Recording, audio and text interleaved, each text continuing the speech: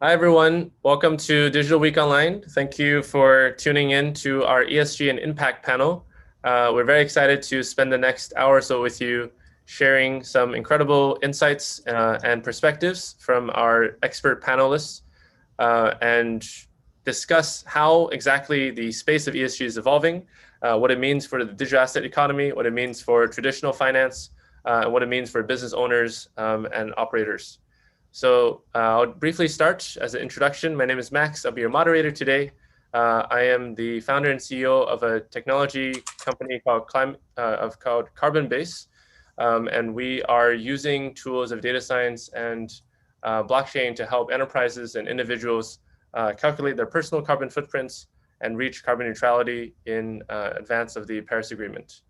I am also the founder of a nonprofit called Global Solutions Foundation, where we host events both in mainland and also in Hong Kong to educate young people about the SDGs, the Sustainable Development Goals, and the ways that we can leverage technology and innovation to try to reach these goals. I'll have each of our panelists introduce themselves, and then we can dive into questions. So maybe Charles, you can go first. Oh, thank you. Thank you for the introduction. My name is Charles Kai.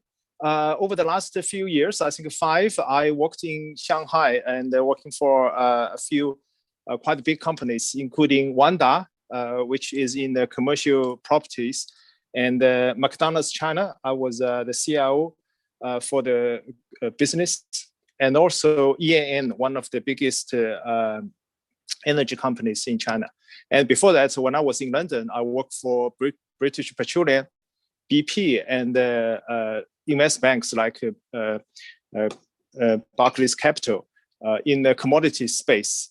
So I call myself entrepreneur because I decided to innovate inside big organizations.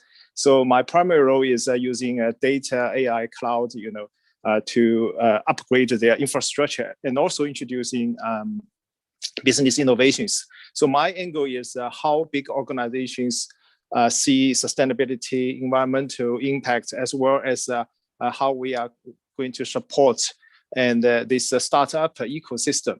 So that's my angle. And also I have very good investment kind of network in China. Thank you. Wonderful. Thank you so much, Charles. And it's a big pleasure to have you here. You have incredible experiences and leadership perspectives. So excited to hear more from you. Brian, thanks. Would you like to...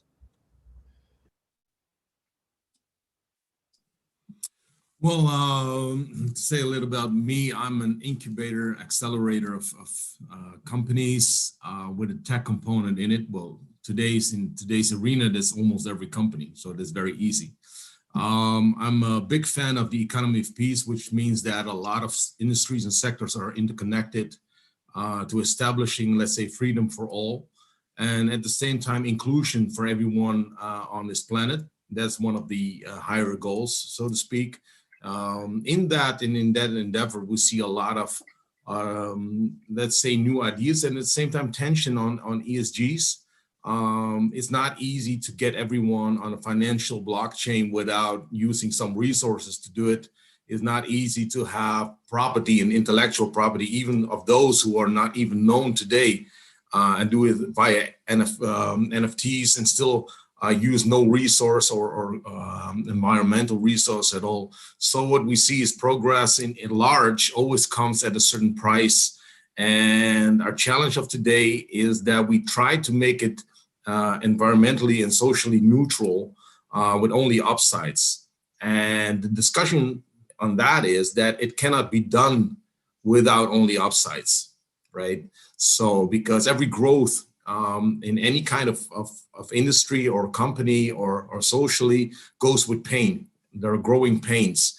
The only thing is we have to find ways to make it better and stop the pain, and then grow further, and then think about how we got there and improve that for the next generation. So that's what I'm largely about.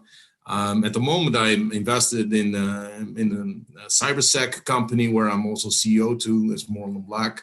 And it is a different kind of resource. It's about your privacy and individual privacy. So I'm looking forward to the discussion we're having today on this panel. Thank you so much, Max. Thank you, Brian. And last but not least, Gabriel. Yeah, thank you, Max. Great to be here along with Charles and Brian. I'm Gabriel Zanko. I'm currently based in Colombia, in Bogota. And basically, I'm an investor and advisor in technology. I started doing a lot of fintech and blockchain 3-4 years ago. And then we pay attention to renewable energy as well and deep technology, which are more problem oriented. So I have one company which is called MobileyourLife, which we raise capital for companies globally. And the second is Urano Capital, which is a fund.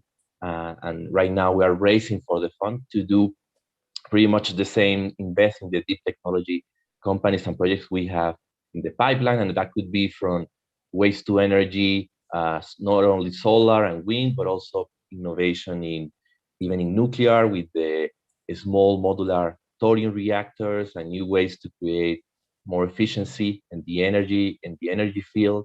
Of course, we pay attention to blockchain and this transition from proof of work to proof of stake. We're paying attention a lot and should be exciting if everything goes well, and food technology as well. I mean, all problems that we need right now for the planet, like water treatment, food, connectivity, are things that I'm all very passionate to help fund these companies and also paying attention as an investor. So yeah, great to be here. Perfect. And I just want to recognize the great work that Digital Week Online gives us to have Asian representation, European representation, and also South American representation all in one panel together. So thank you for making the time to be here. I just want to kick off with a high-level picture. So we are roughly about 6.5 years away from blowing through our carbon budget. Something that we've been aware of for the last 40 years. We've really stepped up the global conversation around this only, I would say, in the last 18 months or so. But it seems like there's a cascading amount of energy around focusing on trying to save our planet from ourselves. China just recently had their 2 meetings. This is the big political gathering in China that defines the national strategy and what's happening there. And the idea of carbon neutrality was a very key part of the emphasis of those meetings. In the United States, we have President Biden now taking the stage and appointing very pro-climate and renewable energy people to the forefront of his administration. And in Europe, obviously, there's a lot of long-term policy formation already around this space. And you know, a lot of the Latin American countries are launching their own national carbon markets.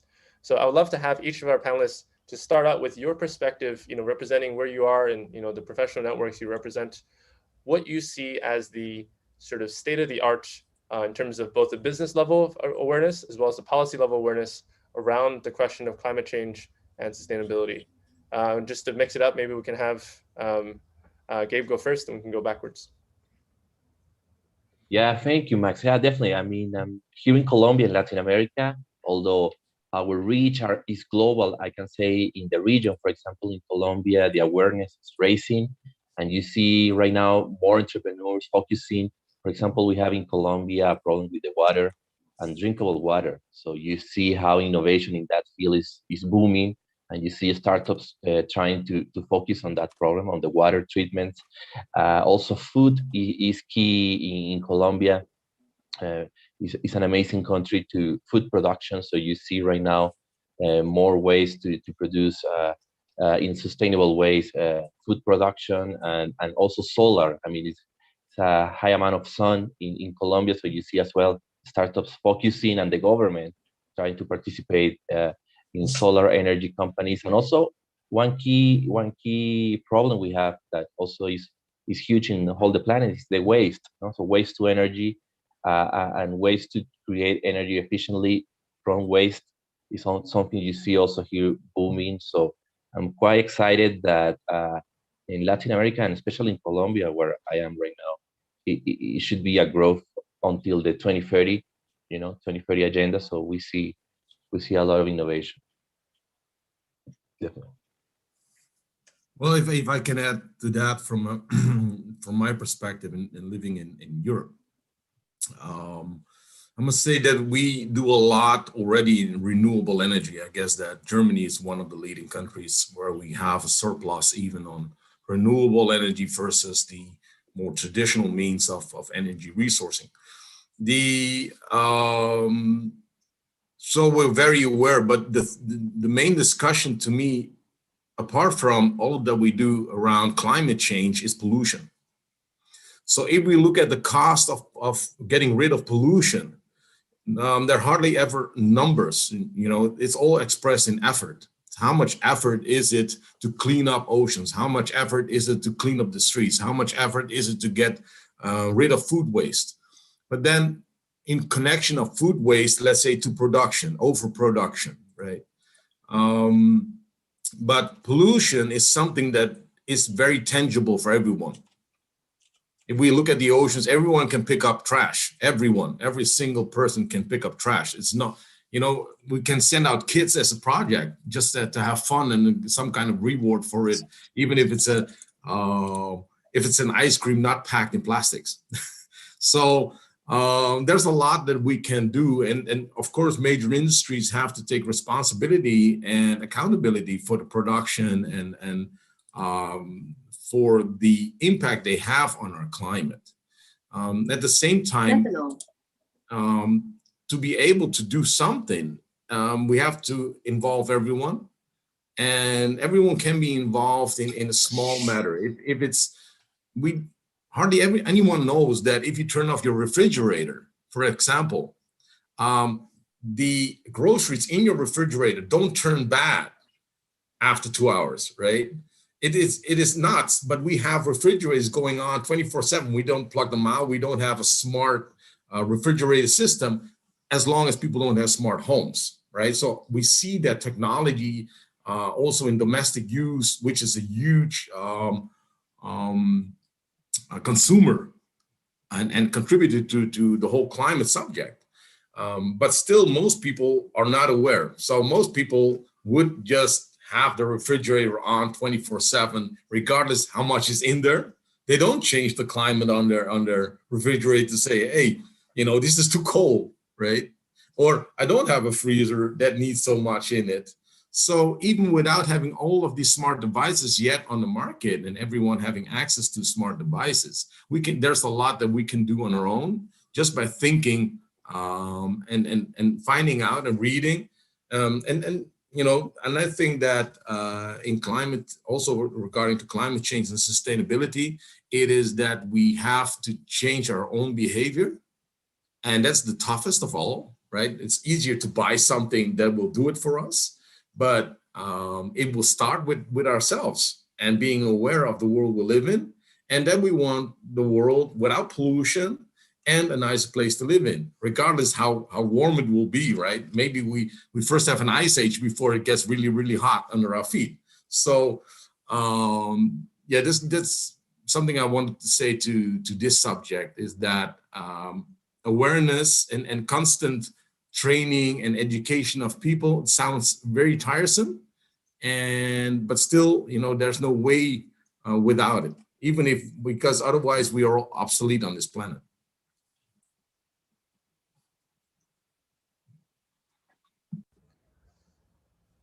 And Charles?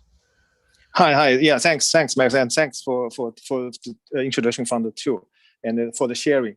I can share from a few aspects. One is a great example of McDonald's. They've been doing really hard from very beginning to pay attention from across board, the environmental friendly and the energy saving. For example, for every store, you know, the site selecting, right? The store selection, the sites. It's a very, very kind of AI enabled exercise. And one of the key criteria is actually to make it more accessible, so that whenever people coming to us, they can save energy, you know. And also the building materials, so from inside out, including the lighting, is actually environmental friendly and cost saving. Now, from our side, we've been doing using IoT to save energy, and we want to apply it to eventually not just measuring and saving energy, but also changing the behavior of the store staff, so they can turn off, for example, the lights when there's not a lot of customers after late, and also close a lot of store machines when not being used, or there's a less kind of a predicted customer flow. So because not only saving the money, but also it's definitely energy saving. And we have thousands of stores across the country. So it's a good saving, as well as a very good thing to do. And we call this 0 kilometers kind of ESG strategy. But also we cover, for example, 3 kilometers for the food delivery guys to somehow to help them to save energy as well. And also we have 100 kilometers for the warehouse, for the food warehouse, to have a very advanced energy saving kind of infrastructure in place. And also we have 1,000 kilometer strategy as well for these farms in our ecosystem to help them saving energy, as well as using more and more kind of local supplies. This is kind of a hospitality restaurant kind of side of business. I was the CIO for McDonald's China, so I was really impressed with the colleagues' kind of effort. Now, the last few months, I've been working for ENN, one of the biggest clean energy companies in China, and they have a mass kind of amount of kind of gas stations, factories, you know. Although the company itself is working on natural gas kind of clean energy, but the factory utilize a lot of kind of energy as well. So, and also in China, probably you guys know that China is rich in coal, but not natural gas. So we ship a lot of natural gas in liquefied LNG through pipeline in compressed natural gas or LNG ship containers from overseas. And so that's actually a lot of work to this. It's very challenging because for now, burning coal for heating is much cheaper than natural gas, burning gas. However, the trend is actually declining. Hopefully the natural gas price can decline eventually so that we can afford more. And you know why Chinese this atmosphere is cleaner than a few years back? Because we are the government spend a lot of money and investment to help people to burn instead of coal with natural gas to make it less emission into the atmosphere. So make it the atmosphere the air quality much better. However, there's still a lot of work to do. As I said, that's very challenging because of the price. But actually, we put this into senior managers' KPI to be carbon neutral eventually. So we within the big organizations, people are thinking very, very hard and plan ahead how to achieve the carbon neutral goal within the next basically 10 years or 20 years. It's a very challenging work, but everybody is putting that into their KPI, which is you guys probably didn't realize that. So I will share just for now, and I can share later how we are going to help startups as well as investing more in the kind of fusion technology, the solar fusion technology, like a small nuclear station. Try to eventually solve the biggest energy challenge there later. Yeah, thank you. Thank you so much, Charles. Really amazing sharing from you as well. I want to touch on 2 points that came up. One is, how we produce energy as a society. And then the other one, what Brian's saying is, the actions of individuals and collectives actually to reduce our spending habits and our also consumption habits.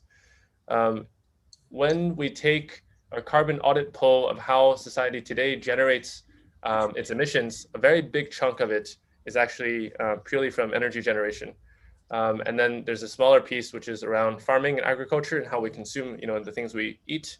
And then another piece on manufacturing and the products that we purchase to keep ourselves comfortable and warm. So as we look at the energy transition, there has been a lot of work actually in Europe to create feed-in tariffs that's powered the solar panel production, right? A lot of the Chinese solar panels were originally finding their customers in Europe to actually be part of the feed-in tariff mechanism. And since then, we've seen the price power point of solar actually reach in certain parts of the world parity with coal and then also natural gas. can you guys share a bit about how you see the energy mix changing in your own country, right? And what are the sort of biggest challenges facing the adoption of renewable energy in order to decarbonize that particular sector? And maybe Charles first, and then Gabriel. Thank you. Thank you. I will share a bit more there. So as I mentioned, China is rich in coal, and so we are for the energy safety of the whole nation. And also as a big organization, we are investing a lot into converting coal to, for example, methanol. So that you can have kind of a chemistry products, side products as well. Let alone converting to other gas products that you can burn for heating or other kind of industrial need. However, that's actually clearly it's a losing money thing, So, but for the long term, So in case there's a energy kind of a crisis, so we still can, using coal. However, it's not environmental friendly. So, but we have to do it. On the other hand, we pay close attention to kind of startups, innovations in the clean energy space. And not just natural gas, but also wind, solar energy. And in particular, the fusion technology, we have two kind of fusion reactors, one bigger one and one smaller one. And along with Beijing's one, working with kind of academic as well as government bodies, as well as European kind of colleagues to try to break through, to have some breakthrough in the near future of this fusion technology. Basically, safe nuclear slow release of from this reactor. So, but to be honest, there's no timeline. There's a huge investment as a responsible corporate. So that's what ENN has been doing. It's very respectful. But on the other hand, the solar energy, the problem is eventually the conversion ratio is still very low. The initial cost is still very high. I think the ROI is kind of a few years. So that's something, unfortunately, no breakthrough yet. So that's why we are paying attention to the market to see anywhere there's a kind of more kind of a material breakthrough, kind of material technology breakthrough. However, all of these are kind of a medium to long term. For the small term, so we have to just focus everywhere that's related to energy, and also how we can invest for the startups, as well as invest in the kind of economically kind of less developed area to see anything we can do to help. So this kind of a thing. So and to do that in big organization, it's very difficult, to be honest. So for startup, normally they wouldn't qualify for PSL preferred supplier list because of startups. No 3 years profitability and no kind of financial records, and the client base might be small. So that's why we need to have a kind of a dual model inside the big organization to enable kind of a lower barrier for startup to participate in the proof of concept or kind of a trial of products. So that's something I always work with executives to break through this kind of a low barrier. That's something else we can do. So I will just share for now. Yeah, thank you.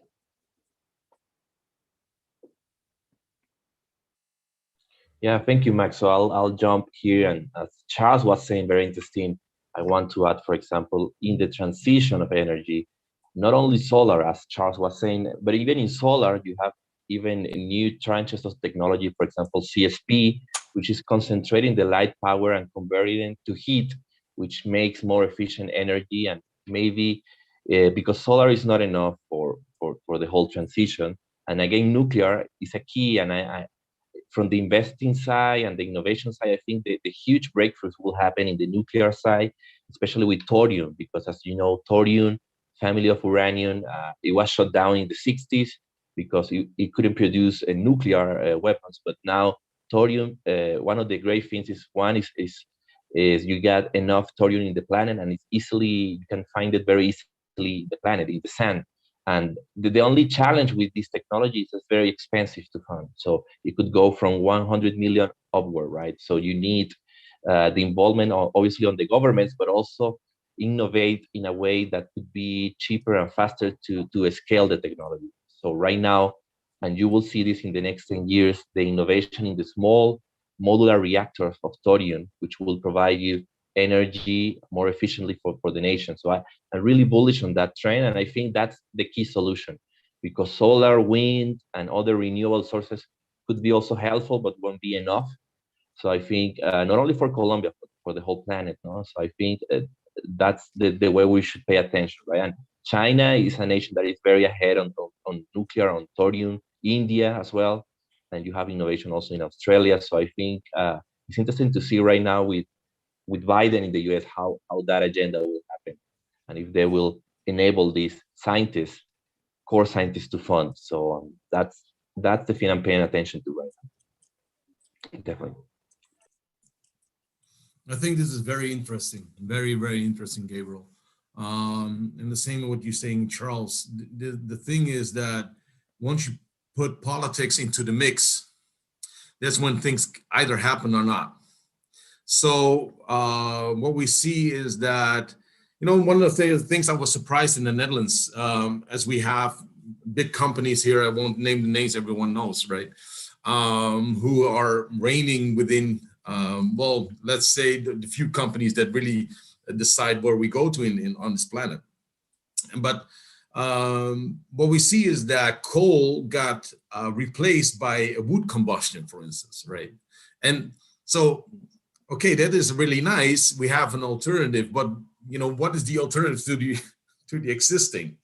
And we need so much other resources combined to, let's say, find an answer to say no to nuclear, for instance, right? So the accumulation of all of the kind of resources is great because, we get opportunity everywhere. So everyone can have a windmill on the roof of their apartment building or house. Everyone can do heat from deep down drilling, or use even kinetic from roads passing by. We can use it all.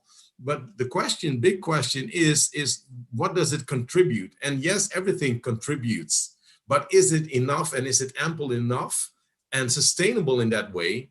Because if we have to build an installation for every kind of resource on energy, we're living in one big plant, because everything can be turned into energy, because we're all made from energy. So everything around us is energy. So from that, it's not even a holistic perspective anymore, right? We're using the holistic approach, in fact, to do the same as we do now, and it's smothering the planet as we already did, but then with new technology, or what we call new. So 1,000 years from now, what we invent now will be so obsolete, old, and we cannot even imagine that we ever did it. And that is the next step, but we have to apply that next step. So in Europe, what I see is that, and that's, if we look at China, or we look at US, they have, they also have centralized and decentralized governance in sort of way. But if I look at Europe, if we have solar plants in Spain, because they have the most sun, it doesn't, if you do it in the Netherlands, I tell you one thing, it is not really appealing to have large solar fields here. We do it, of course we do it, because Spain is Europe, but is still the other side of Europe, and we're not interconnected that way. So we have a lot of wind in the North Sea, as we're the southern part, let's say, of the polders, right? And we collect wind, but that wind is not going anywhere. The same for Germany. They collect a lot of wind energy, but it's not going anywhere.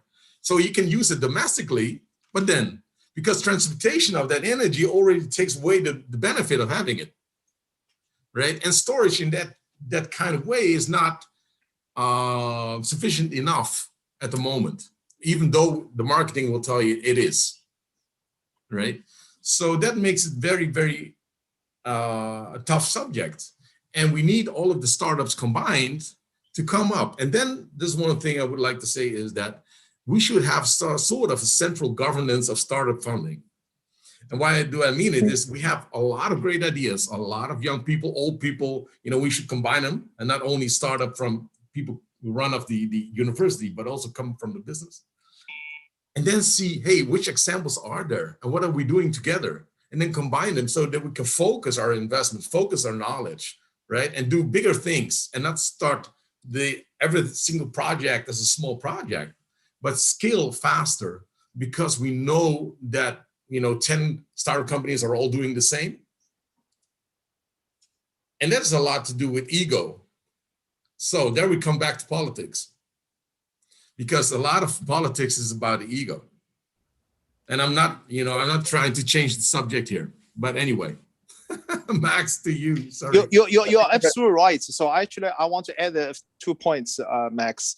So as I mentioned, China is actually embracing kind of clean energy, right? And the government and down to organization level invested a lot of money, and we will have more LNG terminals and also private owned ones. So which is very exciting. On the other hand, you're absolutely right. The algorithm for example, solar kind of electricity is actually very volatile, and the storage technology is not there yet, or it requires more kind of investment for store energy. I saw some crazy ideas in the past, but it's just not that practical. So ideally, if we can, the bigger organizations or government grid can share the big data for startups to challenge with academic, so that we have kind of a collaboration, truly global collaboration. Yeah, as a people, why we couldn't do that? That's something I've been wondering, and I really wanted to make that happen. So yeah, clean energy and for startup data for small startups, bigger or not necessarily startup, also big organizations to work together to come up with the best solutions. Also, everybody, will have their income along the way, and everybody will share the benefits. So huge, we don't have to. The market is so huge. There's enough for everyone. So exactly. There's no reason not to share, because the market is large enough in years to come for anyone participating, right? So yes, we should ask the government and the big organization to open more data as an open data initiative. So that's actually a really good thing for the government to do, along with big organizations to share more data. Mm-hmm. So just to continue our conversation and love the discussion here. I want to actually go on the other way. I know some of our speakers have actually dealt extensively with blockchain and its affiliate technologies, both on the trading side of things, the token side of things, and now, the sort of, industrial use case side of things as well. One thing that's happened in the last 2 or 3 days has been a big focus on the sustainability prospects of Bitcoin itself. As we see more and more listed companies like, Square and MicroStrategy and Tesla decide to actually take part of their treasury and hold Bitcoin with it.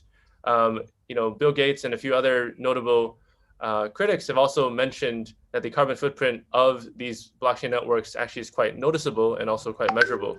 I would love to ask our panelists your views on the challenges facing this particular problem, as well as perhaps the opportunity around that as well. So some other people have talked about this. For example, the CTO of Coinbase, or former CTO of Coinbase, Balaji, has talked about how Bitcoin represents a very unique capability to actually store value of energy, independent of the ability to transmit it.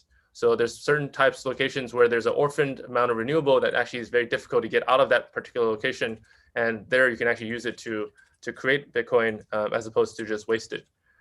So how do you see this nexus evolving between the ESG and sustainability responsibility of companies, right, and potentially their desire to hold digital assets while recognizing the economic and environmental costs? Gabe, do you want to go first? Yeah, sure. That's very interesting what you're saying, and I love what Charles and Brian were saying before. For example, for funding these new technologies, these renewable energy technologies, I think blockchain could build this mechanism. I mean, there already exists this mechanism to build decentralized models to not only raise the capital, but also manage the new economy, right, for these renewable energy assets. But for example, with Bitcoin, it's very tricky because you see an innovation that it reminds me the book 0 to 1 of Peter Thiel. It's a 0 to 1 innovation, Bitcoin, that breaks how the financial system could work, but also on the other hand, it's very bad for the planet with the energy consumption. But for example, I have seen innovation with flare gas, which is toxic in the air, that you can extract it and create energy, not only for Bitcoin mining, but also to sell the energy.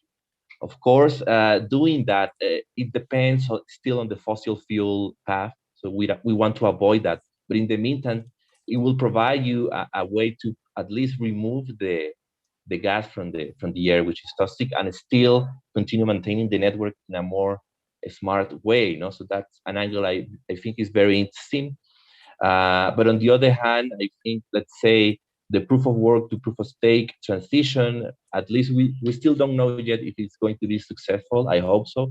And if that's successful, then it could also lead to a better and more sustainable network, right? And also to scale the solutions we need. Not necessarily everything has to be in the blockchain, but I think the blockchain provides you the angle to be in a more sustainable and support the renewable energy sources, right? So I think flare gas, we should pay attention to that. I think it could be interesting innovation happening there. And still, the oil and gas company have to pay fines for these gases. So it's good to take it out of the air, right, and create the energy. At least for Bitcoin mining, could be a very interesting angle. So I guess I'll leave it there. But I think in those subjects, I am very interested. Yeah, I can add a few words, and I'm extremely interested in this as well because. But I'm also worried about, just like you guys said, it's actually kind of a waste of energy, right, for this POW thing. Not just Bitcoin, but also Ethereum using GPU and causing GPU to disappear on the market. So it's very kind of scary.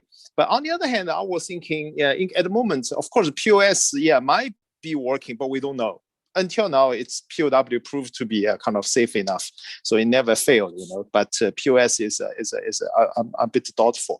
So I was thinking of, instead of this hash, almost useless outside the crypto world, can it do more things, especially GPU? So I was actually looking to make it kind of a Kubernetes container kind of compatible of this GPU mining software. I'm actually compiling this mining software myself to see whether it's doable. I think it's doable, so that we can, for example, let eventually change the algorithm to allow AI and the private preserving algorithms like SGX, Intel software guard, this kind of a trusted execution environment, TEE, to calculate. So for example, previously we have looking for alien, this kind of a distributed computing. We can do more, and also this is related to not only what we are talking about, ESG, but also making the computation usable and energy usage kind of more kind of environmental friendly. So instead of just calculating for some hash stuff, but we can do some useful data mining stuff so that we can help organizations and the communities to do something useful.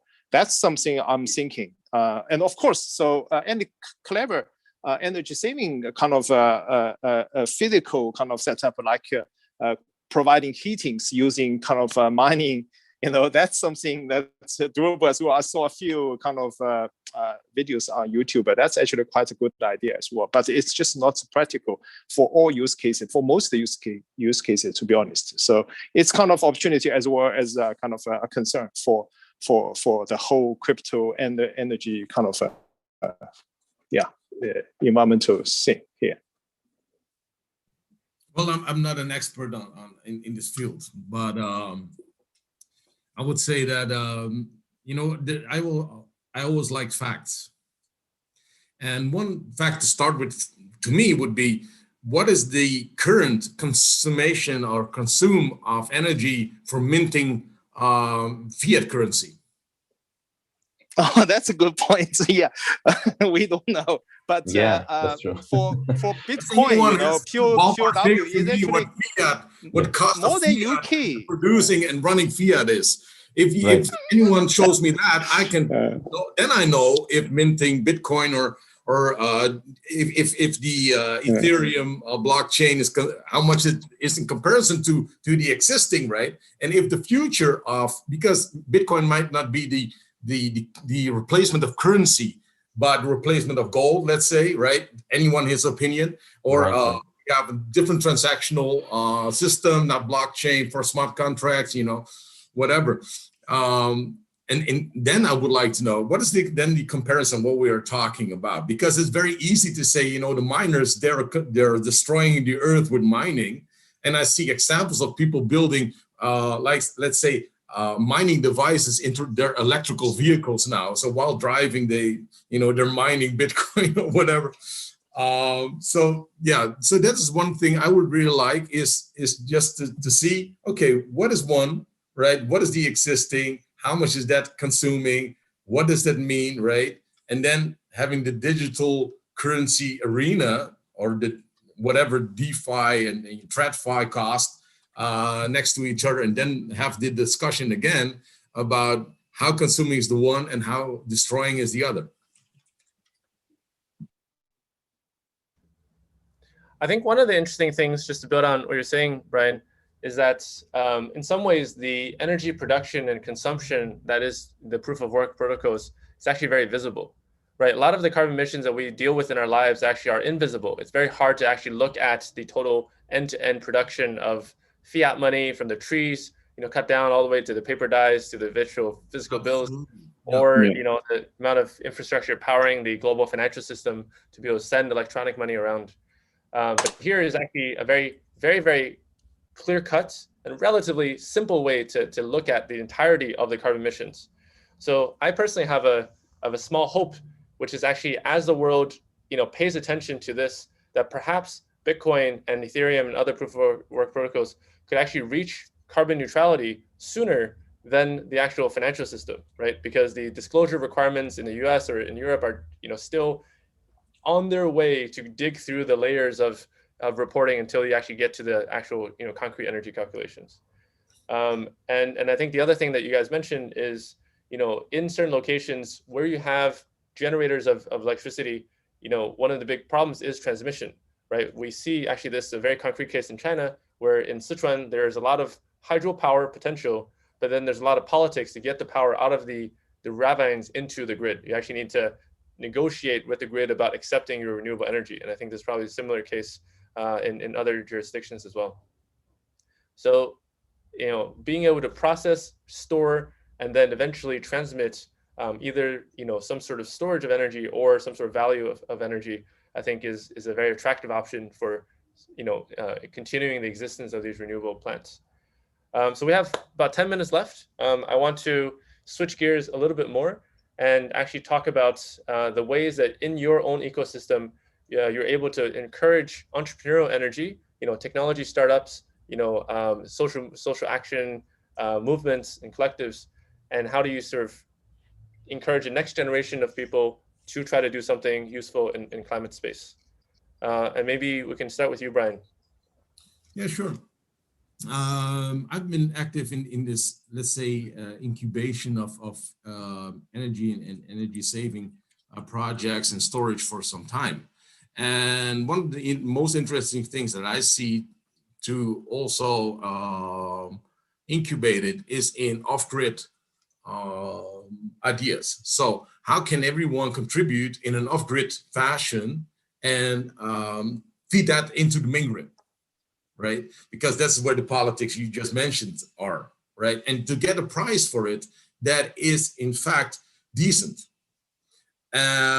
So to me, this is one of the things to stimulate is the whole idea of being not automatically part of the bigger scheme of things, but to have started to think of the off-grid creation of energy and power.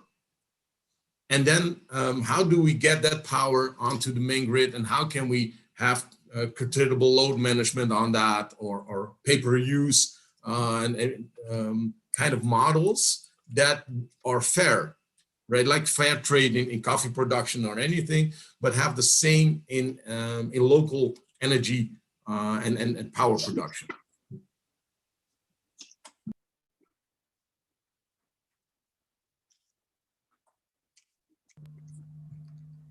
Do you want to go? Someone wants to go next? Maybe Charles can go next. Okay. So people call, I think in the Western world, they call distributed energy or distributed generation. Basically, yeah, not only off-grid, but also grid no matter big or small, different kind of electricity generating mechanism, combined together. Now in EAN, we call it digital energy. So basically it means that for example, a big building, a small village, you have to meet the people's needs. For example, heating, electricity, water, and in the summer cooling, all of these energy needs. So how to optimize them, let alone using more and more clean energy, right? And combined with kind of a cost reduction, and also optimization. So that needs a lot of kind of IoT technology and the big data, streaming big data, and the real-time decision making. Then you need to control the IoT, the Internet of Things sensors. You collect data from sensors and you activate different kind of switches to meet the demand. So this is a lot of kind of academic and startups working in this field, and we are trying to create an ecosystem that everybody can contribute. So basically, we build a pluggable platform, digital energy platform, so that everybody can contribute. You have algorithm, we can give you tests, and we can load from train your model in the cloud with our data, right? And also your data as well. We combine together using, for example, transfer learning or this kind of different data privacy preserving algorithm. So that's how we try to solve this big energy problem. So while spend a lot of money doing the long-term thing like fusion technology, but also focusing on what we have now, and combining all of these, link them using IoT. So and also a data platform that you can train the cloud, as I mentioned earlier, but also you can safely distribute to the end, to the customer end. For example, a electricity controlling room and the controlling kind of a server inside your building, to run the safely online and offline, because we couldn't guarantee the internet is there all the time.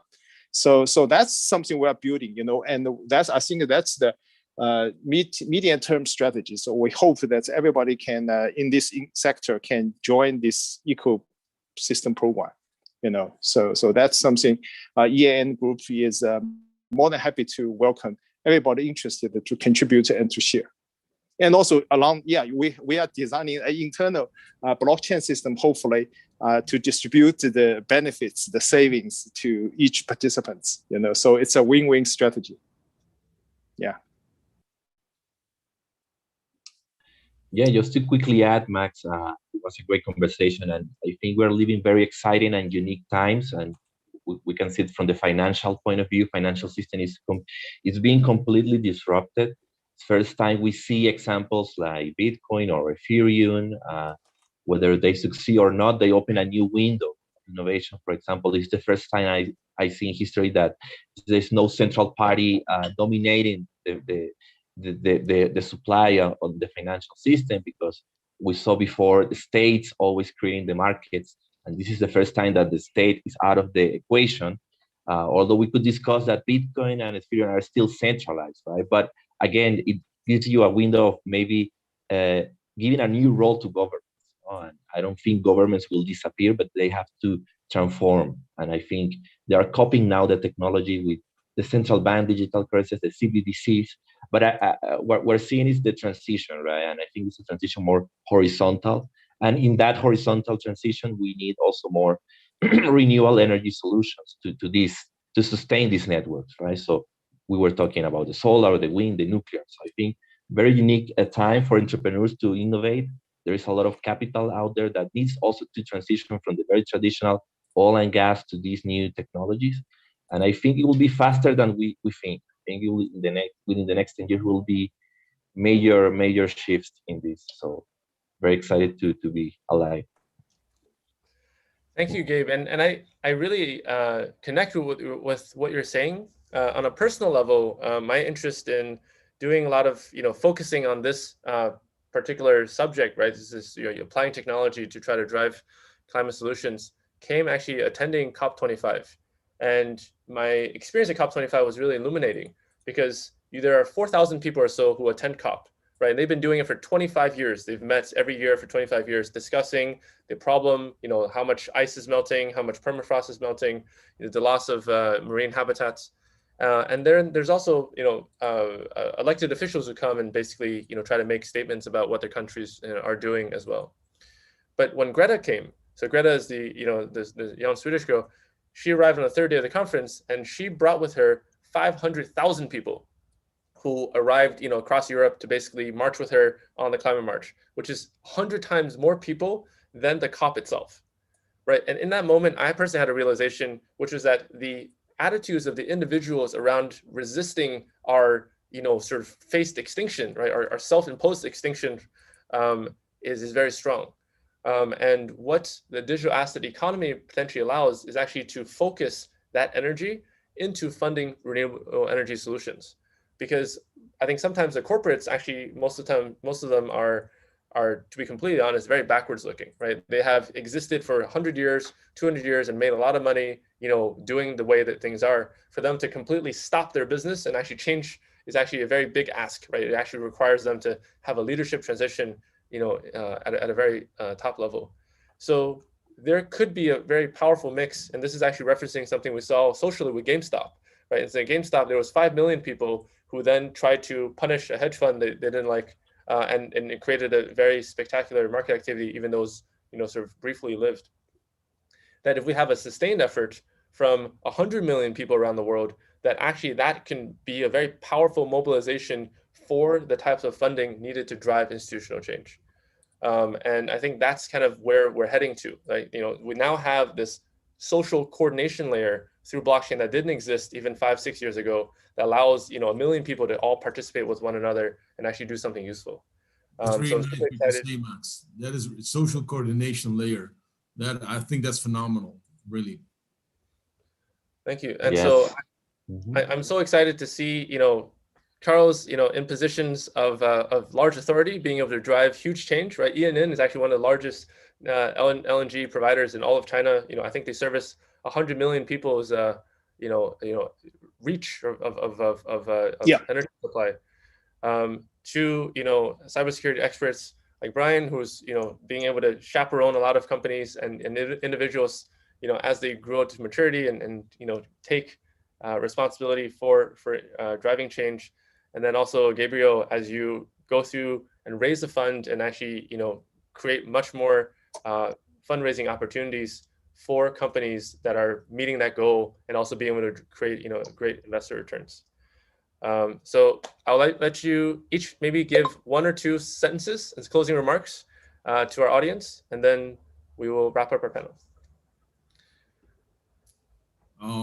Well, to me, if it's not contributing to a better place, it's not worth investing in. Good one. I will be using Gartner's quote, digital to the core, so the more digital you do, the more flexible, the more competitive, and the greener your business should be. And there's so many opportunities right now from the ground up. Yeah, just we quickly quote Buckminster Fuller when he says that let's call the architects of the future, right? Not its victims. So I really resonate with that quote, because I think we're in that position right now. So I think that's the way. Thank you, Mike. Thank you, everyone. Yeah, and my quote is, on Spaceship Earth, there are no passengers. We are all crew.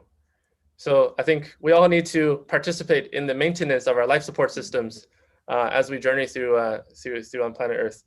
Thank you guys so much again for taking an hour of your life to share your expertise and wisdom. It was a big pleasure to talk to you guys, and hope that we can stay in touch and build international collaboration to help further our climate transition. Thank you. Thank you, guys. Thank you, Max and the guys, for the sharing.